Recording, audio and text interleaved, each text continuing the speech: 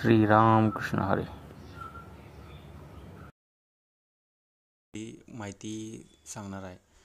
पंढरपूरचे विठोबा मंदिर हे कोट्यावधी हिंदू भाविकांचं आराध्य दैवत तसेच महाराष्ट्राचे कुलदैवत असलेल्या विठ्ठलाचे प्रसिद्ध मंदिर आहे. या मंदिरामुळे पंढरपूरला दक्षिण काशी म्हणतात. तर सांगायचं झालं तर इसवी सन 516 मध्ये सापडलेल्या ताम्रपटापासून पंढरपूरचा आणि त्याच्या आसपास असणाऱ्या काही गावांचा उल्लेख आढळतो. याबरोबर देवळाचा लहान माडू म्हणजेच देऊळ उल्लेखही नंतरच्या काही शिलालेखांमध्ये पाहायला मिळतो. विशेषतः 12व्या शतकात सापडलेल्या 84वा लेख हा शिलालेख सध्याच्या मंदिराबाहेर उत्तरेकडच्या भिंतीवर लावण्यात आला आहे. आधीच्या देवळानंतर 84 वर्षांनी या देवळाचा जीर्णोद्धार झाला आहे असे समजून 84 लक्ष योनीतून मुक्ती मिळण्यासाठी भाविक त्याला पाठ घासून मगच देवळात प्रवेश करतात.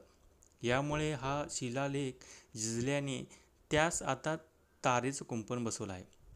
गाभारा, अंतराळ आणि सभामंडप हे आत्ताच्या देवळाचे मुख्य घटक असून सभामंडपाच्या 16 खांबापैकी एकावर चांदीचं आवरण बसवलं असून तोच गरुड स्तंभ म्हणून ओळखला जातो.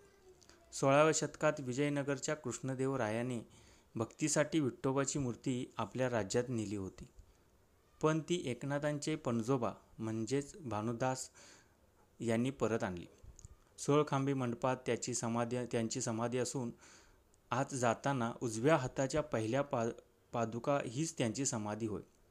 स्थापत्यशास्त्राच्या दृष्टीने विचार केला तर जीर्णोद्धार करण्यात आलेलं पांडुरंगाचं मंदिर हे 16, 17 आणि 18व्या शतकातलं बांधकाम असावं असा जाणकारांचा अंदाज आहे.